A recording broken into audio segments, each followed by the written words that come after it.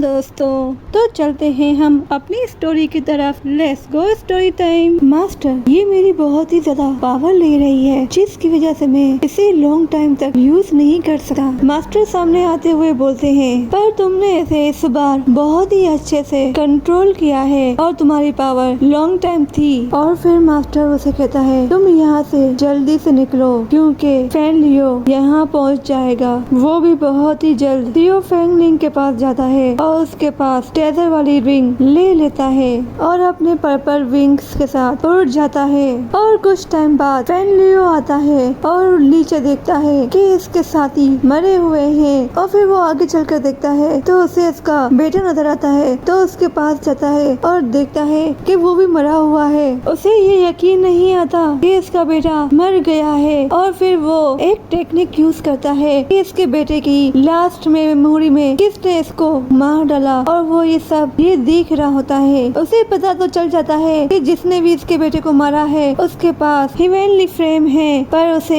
ये नहीं पता लगता कि वो है कौन, क्योंकि उसका चेहरा उसे नजर नहीं आया होता। और वो बड़ा ही उदास होता है और कहता है, बेटा तुम फिक्र मत करो, जिसने भी तुम्हारे साथ ये हाल किया है मैं उसे 1000 गुना दर्द दूंगा और ना उसे जीने दूंगा और ना ही उसे मरने दूंगा और उसकी यही सजा होगी। और फिर सियान को दिखाते हैं जो उड़ते उड़ते एक जगह पर आ गया होता है और वो भी वीक हो गया होता है बहुत ही ज्यादा। मास्टर उसके पास आते हैं और कहते हैं, अब डरने की जरूरत नहीं है, वो हमसे काफी दूर है और वो हमें पकड़ नहीं पाएगा। तो फिर सियान वहाँ पर देखता है और कहता है, आज रात हम यहीं रुकेंगे। और सियान बैठे हुए उस तीसरे नक्शे को भी अपने बाकी नक्शों के साथ जोड़ रहा होता है। उसी वक्त मास्टर आते हैं और कहते हैं, तुमने इन नक्शों को 3 साल से संभाला हुआ है और तुम लकी हो कि तुम्हें इसका तीसरा हिस्सा भी मिल गया। बस अब हमें एक और नक्शे की जरूरत है, इसके बाद एक ही कदम दूर होंगे जेंगलिंग डेमन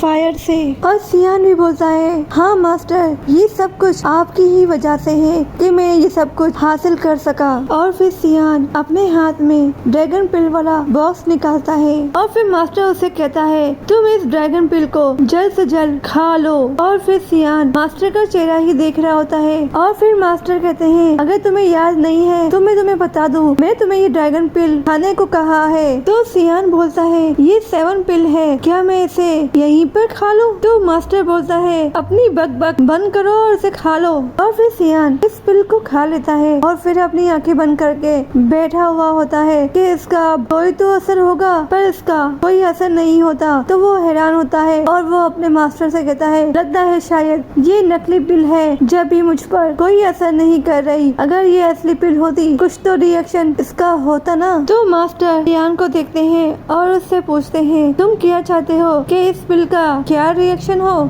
क्या तुम चाहते हो जो तुम पिल खाते हो जैसे उसमें तुम्हें पेन फील होता है वैसे ही इस पिल में भी होगा? सियान बोलता है, ये पिल 7 ग्रेड की है, पर इसका कुछ तो थोड़ा बहुत तो रिएक्शन होगा ना, या मुझे कुछ तो फील होगा। तो मास्टर उसे बोलते हैं, क्या ऑक्शन हाउस में तुमने नहीं सुना था कि क्या कहा था इस पिल के बारे में? और वैसे जब तुम्हें पिल का पेन फील होगा तो वो दर्द इतना खौफनाक होगा कि तुम्हारे कमर को भी तोड़ के रख देगा। और अब ये पिल तुम्हारे अंदर है और जब तुम जिंदगी और मौत से लड़ रहे होगे उसी वक्त ये नेचुरली अनलॉक हो जाएगा। तुम लकी हो और तुम्हें बस ये मौका सिर्फ एक ही बार मिलेगा और उस वक्त इसकी तकलीफ तुम बर्दाश्त नहीं कर पाओगे, क्योंकि कोई भी इस तकलीफ को बर्दाश्त नहीं कर पाता, क्योंकि इसमें जान जाने का भी खतरा होता है। और जिसकी ये पिल है फेंग सियान, इसने भी इस दर्द को कुछ देर के लिए ही बर्दाश्त कर पाया था। और डोंग जोंग के कल्टीवेट को भी ये दर्द बहुत ही ज्यादा लगता है।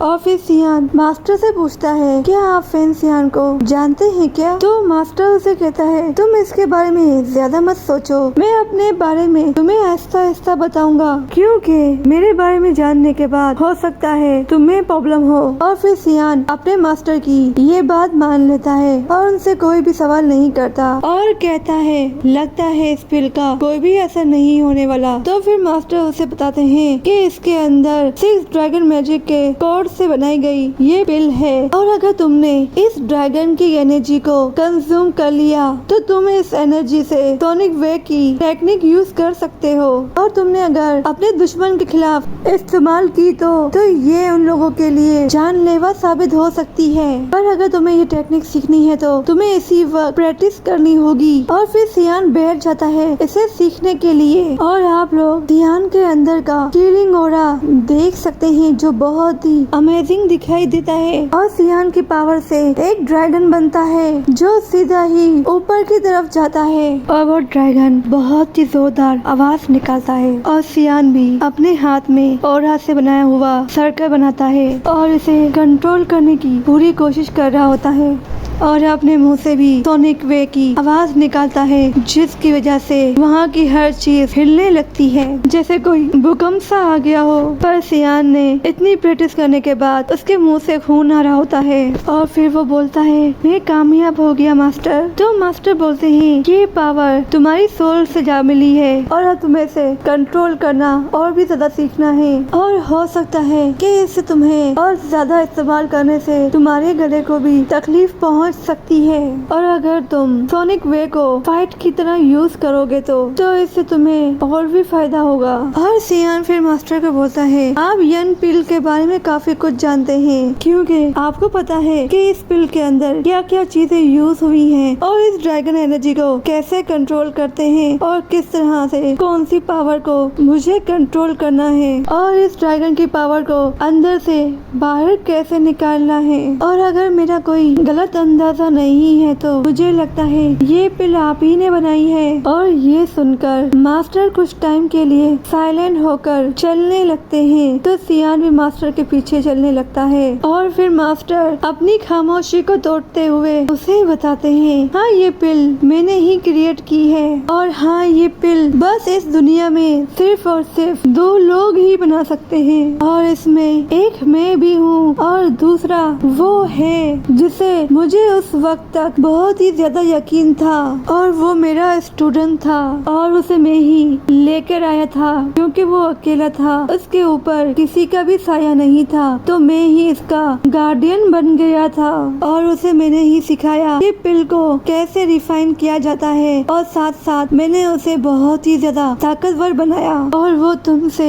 ज्यादा अच्छे से पिल रिफाइन कर सकता है। और देखते देखते आखिरकार वो बहुत ही अच्छा एल्केमिस्ट बन गया था, पर पता नहीं क्यों इसने मुझे धोखा दे दिया, और मैं अब यहाँ पर हूँ तुम्हारे सामने, और अब मैं इस हाल में हूँ तुम्हारे सामने। और ये सुनकर सियान को तो बहुत ही ज्यादा गुस्सा आ रहा होता है, और फिर मास्टर से कहते हैं मैं बहुत ही ज्यादा खुश नसीब हूँ कि मैं तुमसे मिला। तो सियान फिर ठंडा पड़ जाता है, और फिर सियान बोलता है हमने कुछ ज्यादा ही जल्दबाजी कर दी ब्लैक सिटी को छोड़ने में, पर अभी भी हमें देर नहीं हुई है, हम उससे मिल सकते हैं ब्लैक सिटी में। तो मास्टर उसे बोलता है अगर वो हमें मिल भी गया तो मैं उसका क्या बिगाड़ सकता हूँ, और मेरी सोल के अंदर तो इतनी भी पावर नहीं है कि मैं उसके सामने ज्यादा टाइम तक खड़ा रह पाऊँ, और अगर मैं तुम्हारी सोल से भी मिल गया मैं तुम्हारी स्ट्रेंथ को ही बढ़ाऊंगा, और मैं इससे इस हाल में कोई भी इंतकाम नहीं ले सकता। और सियान मास्टर की फीलिंग को समझ रहा होता है और उनके पास खड़ा होकर बोलता है और मैं अब उससे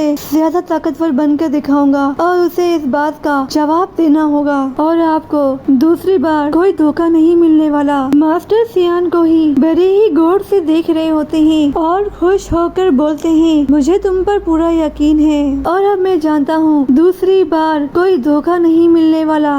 और ये बात मास्टर बड़े यकीन के साथ बोल रहा होता है, और सियान बोलता है अब वक्त आ गया है एकेडमी जाने का। तो मास्टर उसे बताते हैं वहाँ पर मैं तुम्हारी कोई हेल्प नहीं कर पाऊंगा और न ही मैं रिंग से बाहर आ सकूंगा, तो तुम्हें वहाँ पर खुद को संभालना होगा। और ये बोलते ही मास्टर उसकी रिंग में चला जाता है। तो सियान बोलता है, आप मुझे क्या कम समझ रहे हैं और जो मुझे आपकी एकेडमी में जरूरत पड़ेगी। और सियान अपने पर्पल विंग्स निकाल कर उड़ने लगता है और एकेडमी की तरफ निकल पड़ता है। और वो अभी एकेडमी के कुछ दूर ही होता है। मास्टर उसे बोलते हैं, तुम एकेडमी के 100 मीटर के फासले पर उड़ नहीं पाओगे, वरना ये लोग तुम पर अटैक कर देंगे। और फिर मास्टर उसे पिंगजिन सिटी से जाने को बोलते हैं। और फिर सियान पिंगजिन सिटी के दरवाजे की तरफ आता है और सियान फिर ब्लैक सिटी के दरवाजे के बाहर खड़ा होता है, और वो भी लाइन में, क्योंकि लोग यहीं से अंदर जाते हैं और एकेडमी में भी अगर उनको जाना हो तो उनको यहीं से जाना होगा। और सियान उस रेड कलर के ट्री को देख रहा होता है जो बहुत ही खौफनाक दिखाई देता है। और सियान कहता है, लगता है यहाँ पर इन लोगों ने बहुत ही स्ट्रॉन्ग टेक्निक यूज की है, तो जब भी लोग यहाँ से ही होकर जाते हैं। और एक आदमी सबको एक पिल दे रहा होता है और साथ में एक आदमी कह रहा होता है सभी लोगों को ये पिल खानी होगी, क्योंकि अगर कोई किसी को मारने की कोशिश करेगा तो ये पिल उसे रोकेगी। और जो आगे के लोग होते हैं वो सभी लोग पिल खा रहे होते हैं। और फिर सियान की बारी आती है और सियान पूछता है कि यहाँ पर एकेडमी के स्टूडेंट को भी ये पिल खानी होती है। और वहाँ पर एक और आदमी जो खड़ा होता है वो सियान के पास आता है और उससे पूछता है कि आप यहाँ के स्टूडेंट हैं, अगर हो तो अपना नाम और एज और आपका टीचर कौन है उसका नाम बताओ। तो सियान बोलता है, मेरी उम्र 18 साल है और मेरा नाम सियान है और मेरी टीचर का नाम रावलिंग है। तो वो आदमी उससे पूछता है, गामा एम्पायर से ताल्लुक रखते हो और आपने एडमिशन लेने के बाद 2 साल से छुट्टी पर हो और आपने 2 साल की छुट्टी ले ली थी। और वहाँ के लोग भी ये नाम सुनकर बातें कर रहे होते हैं। तो फिर सियान कहता है, लगता है मैं यहाँ पर थोड़ा सा फेमस हूँ। और फिर उसे आदमी एक जगह लेकर गया होता है और उसे कहता है, तुम्हारी आईडी कंफर्म हो गई है और तुम्हें ये लोग एकेडमी में आराम से पहुँचा देंगे। और वैसे तुम ठीक टाइम पर ही आए हो, कल ट्राइस का कंपटीशन होने वाला है और रावलिन ने भी तुम्हारा नाम लिखाया था पिछले साल, पर तुम किसी वजह से नहीं आए थे, तो हो सकता है वो तुमसे थोड़ा सा नाराज हो। तो सियान बोलता है, हाँ मैं सच में बिजी था। तो वो आदमी कहता है, मुझे इन सब में कोई इंटरेस्ट नहीं है, तुम दोनों में, और अब तुम जाओ। और वो उड़ने वाली किश्ती होती है और सियान किश्ती में बैठ जाता है और ये किश्ती हवा में उड़ रही होती है। जूनी को दिखाते हैं किसी से कंपटीशन करके जीत गई होती है और वहाँ पर जो लोग बैठे होते हैं वो सभी लोग खुश होते हैं। और फिर जूनी अपनी जगह बैठने के लिए जा रही होती है। उसी वक्त ऐलान होता है, अब सियान का मुकाबला सीओ बैंक के साथ है और अगर सियान इस मुकाबले के लिए नहीं आया तो सीओ बैंक जीत जाएगा। और ये सुनकर जुनीर वहीं पर रुक जाती है क्योंकि उसका आ जाना बहुत ही जरूरी था। और सीओ बैंक अपनी जगह पर आ गया होता है और वहाँ पर बैठे हुए लोग बोल रहे होते हैं कि सियान इस बार भी कंपटीशन में आएगा कि नहीं। वैसे वो लास्ट कंपटीशन में नहीं आया था। और उसके पास बैठा हुआ तीसरा लड़का कह रहा होता है, पता नहीं जुनीर को सियान में क्या दिख गया है। और बाइशेंग भी बोलता है, बुज़दिल आदमी है, जूनी इसको बहुत ही इतना मिस क्यों करती है। और वहाँ पर बैठी टीचर भी सब देख रही होती है, उसे भी ये बुरा लग रहा होता है और जूनीर भी उदास होकर जाने लगती है। पर तभी जूनी को कुछ फील होता है और वो देखने लगती है और साथ ही खड़े सभी लोग देखने लगते हैं कि आसमान की तरफ से कोई चीज यहाँ पर आ रही है। और सियान भी बहुत ही जबरदस्त एंट्री लेता है। जूनी तो उसे देखकर बहुत ही खुश हो रही होती है और सभी लोग उसी को देख रहे होते हैं। और यहीं पे हमारी स्टोरी का एंड होता है। लाइक और सब्सक्राइब करना मत भूलेगा। और आपको हमारी ये स्टोरी कैसी लग रही है कमेंट में मुझे जरूर बताएगा। नेक्स्ट पार्ट में मिलेंगे, जब तक के लिए बाय बाय।